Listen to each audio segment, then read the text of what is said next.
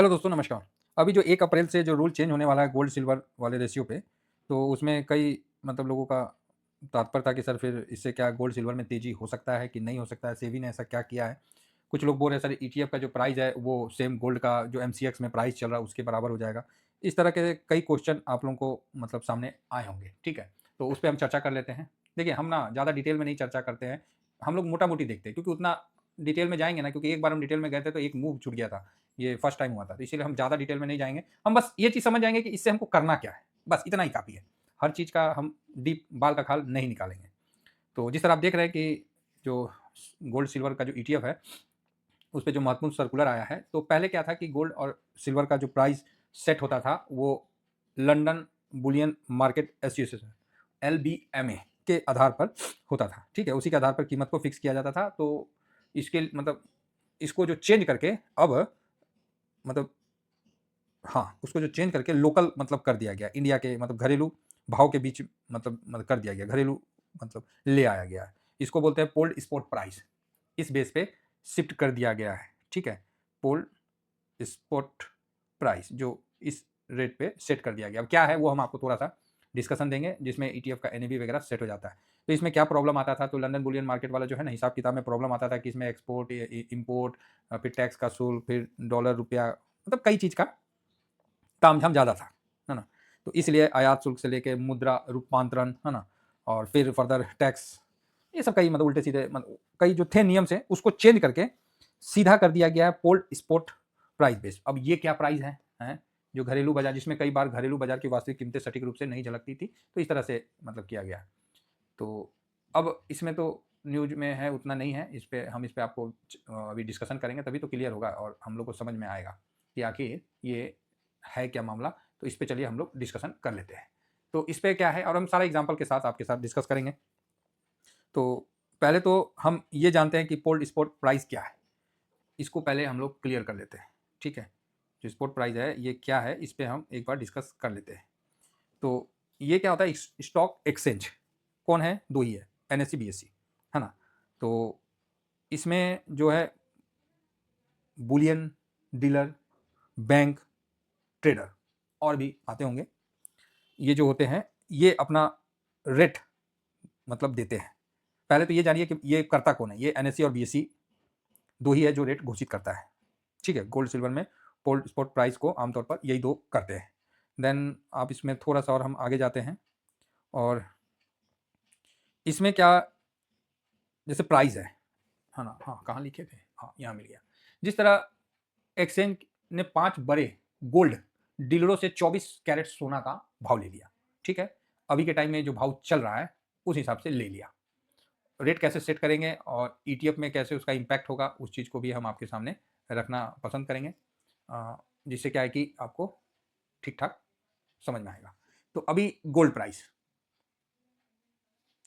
Price 1 ग्राम का क्या दाम है? तो 16,473 रुपया। 10 ग्राम का 1,64,073 रुपया, यही है रेट अभी।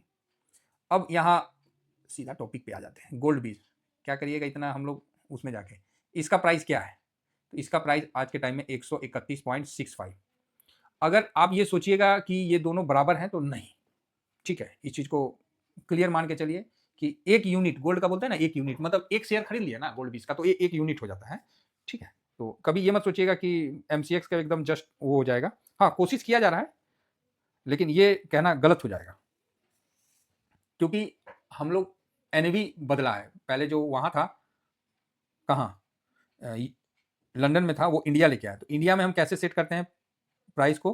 तो जिस तरह मान लीजिए आपने 4-5 डीलर से प्राइस ले लिया और जो भी है प्राइस, कोई 1,64,000, कोई कुछ, पाँचों को ले लिया और पाँचों को प्राइस को जोड़ दिया। 5 प्राइस जुड़ गया। अब जो भी प्राइस है उससे 5 से डिवाइड कर दिया तो वो एवरेज निकल के आ जाएगा, ठीक है? तो वो औसत निकल जाएगा। तो ये मतलब वही भाव पोल्ड सपोर्ट प्राइस कहा जाएगा। कौन सा भाव पोल्ड सपोर्ट प्राइस कहा जाएगा? तो मान लीजिए आप 5 जो गोल्ड वाले हैं डीलरों से आपने रेट ले लिया कि हाँ भाई, जिस तरह है ना मुंबई एक से, सॉरी दिल्ली है, मुंबई है, कलकत्ता है, आप लोग देखते ही है। तो उनसे ले लिया, लास्ट में हम दिखा भी देंगे, टेंशन मत लीजिए। और उनसे ले लिया रेट 500 से, पाँचों को जोड़ के 5 से डिवाइड कर दिए, एवरेज हो गया। अब हम लोग को विदेश पे डिपेंड नहीं रहना पड़ेगा, लंदन वाले पे, वो हमारे ही यहाँ पर ही हो जाएगा। इससे अच्छा है कि इसमें जो डिफरेंस होता था ना वो कम रहेगा। तो ये चीज़ आप क्लियर समझिए। इसका यह मतलब मत समझ लीजिएगा कि ईटीएफ की कीमत हर समय सीधा कमोडिटी के ब्रोकरेज स्पॉट प्राइस के बराबर हो जाएगी, ये मत समझिएगा। ईटीएफ का प्राइस कमोडिटी के प्राइस के बराबर हो जाएगी, ये मत समझिएगा। कमोडिटी तो रात तक चलता है, ईटीएफ तो बंद हो जाएगा 3:30 बजे के बाद। कहाँ खरीद के दिखाइएगा हमारे, बताइए। एनएससी बीएससी में नहीं ना दिखेगा। अब डब्बा ट्रेडिंग करना है चाहे और दूसरा कई ट्रेडिंग है तो वो बात अलग है। तो ये चीज को आप समझ के चलिए।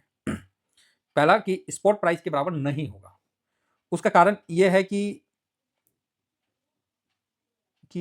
आपको ईटीएफ का जो एनएवी है, नहीं कारण बाद में बताएंगे, पहले ये बता दें कि ईटीएफ का जो एनएवी है वो भारतीय बाजार के असली भाव के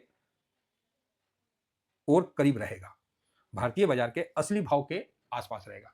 जैसे नहीं डिफरेंस हो जाता था, ग्राउंड में गए तो इतना है और ईटीएफ का ये वैल्यू है, तो कंफ्यूजन नहीं हो जाता था कि भाई ईटीएफ का तो इतना है, ग्राउंड में गए तो भाई इतना है, एमसीएक्स में ये भाव चल रहा है, और ग्राउंड में सोना का लेने गए तो ये भाव चल रहा है। तो उसको कम करने के लिए वो एनएवी किया गया है। तो यहाँ क्या किया गया है, ईटीएफ के नेट एसेट वैल्यू को मतलब भारतीय भाव के आधार पर इक्वल किया गया है। ठीक है, इसमें डॉलर कन्वर्जन, इंपोर्ट ड्यूटी, इन सब के कारण जो अंतर आता था ना उसको कम किया गया है, और इससे बेनिफिट ये होगा कि ट्रेडिंग में एरर घटेगी। ठीक है, लेकिन ईटीएफ जो है उसमें प्रॉब्लम ये है कि उसका डिमांड, फिर एक्सपेंस जो रेशियो होता है, एक्सपेंस रेशियो, फिर प्रीमियम, इसको भी थोड़ा सा मतलब डिफरेंस के तौर पे माना जा सकता है। क्लियर है? तो आप बोलोगे ठीक है आगे बढ़िए सर, इतना ही समझ में आ गया तो फिर क्या बात है। तो सही बात है, इतना हम लोग कहाँ समझ में आएगा। मोटा मोटी हम लोग समझते हैं, बाकी ड्यूरिंग मार्केट में जैसा होता है उसके आधार पर हम लोग करते। ईटीएफ के लिए प्राइस पर जो थोड़ा ऊपर नीचे हो सकता है ना, उसका रीजन याद रखिएगा कि मांग और सप्लाई का हो सकता है, एक्सपेंस रेशियो हो सकता है, और प्रीमियम और डिस्काउंट, इसके कारण थोड़ा ऊपर नीचे हो सकता है। चलो गोल्ड बीज तो सबसे अच्छा है, इसमें बहुत कम एरर आएगा। अब उसी में कोई आ जाएगा फलाना गोल्ड ईटीएफ, फलाना ढिकाना गोल्ड, उसमें तो बहुत ज्यादा रहेगा। इसलिए कई आप लोग क्वेश्चन ही पूछते हैं कि सर इसका तो गोल्ड ईटीएफ में ये प्राइस है और वहां तो ये है, इसका एनएवी ये है, इसका ये है। तो भैया जहां ठीक है वहीं काम करने का है ना। हम लोग कोई प्रोफेशनल नहीं है, हम लोग भैया ग्राउंड में जो काम करते हैं बस हमको वो पता है।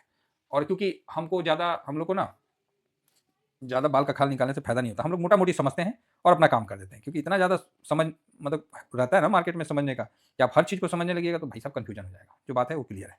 ठीक है, अब आते हैं हम अपने इस रेशियो को कवर करते हैं और इसको कंप्लीट करने की कोशिश करते हैं कि गोल्ड का जो अभी के टाइम में प्राइस चल रहा है वो ये चल रहा है, और सिल्वर गोल्ड बीज का प्राइस ये चल रहा है। तो ये दो चीज़ है। आप देख रहे होंगे कि मेरे को थोड़ा सा, मैंने बताया ना कागज़ में हम लिख दिए, तो वो क्या ना थोड़ा देखना ना पड़ता है, इसीलिए थोड़ा सा बोलने में दिक्कत हो रहा है कभी कभी।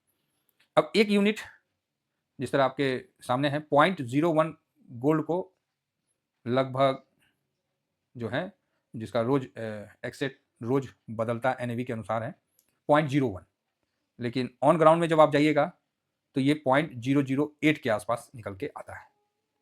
ठीक है, क्योंकि अगर आप 0.01 ईटीएफ के हिसाब से देखा जाए तो 16473 इंटू 0.01 करिएगा तो 164 रुपया का आता है। ठीक है, लेकिन अभी तो हम लोग का कितना 131 चल रहा है, तो ये तो काम चलेगा नहीं। तो आप बोलोगे हाँ ये बात ठीक बोल रहे हैं।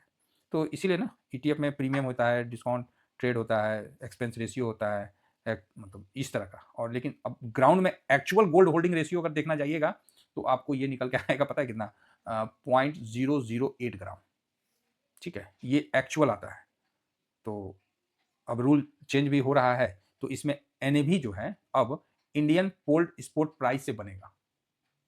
ठीक है, NAV Indian polled sport price से बनेगा, इसका आप ध्यान रखिए। लेकिन यूनिट का साइज नहीं बदलेगा। इस चीज को आप समझ गए तो काम हो गया। पूरा वीडियो का सारांश यही है। तो क्या है, एनएवी जो पहले लंदन बुलियन मार्केट से था उसको खींच के इंडिया में ले आया गया, एनएवी के लिए चेंज हो गया। तो इससे क्या होगा, वॉलेटाइल नहीं होगा। जो वॉलेटाइल देख रहे थे ना, एकदम से खूब एकदम से डाउन, वो नहीं होगा। वो खींच के इंडिया में ले आया गया, एनएवी नेट एसेट वैल्यू। अब क्या है, प्राइस में कोई अंतर नहीं होगा। क्यों नहीं होगा, क्योंकि इसका साइज थोड़ी बदला है। समझ गए, साइज थोड़ी बदला है। तो ये चीज को आप क्लियर होके समझ गए तो अच्छी बात है, नहीं समझे तो ठीक है।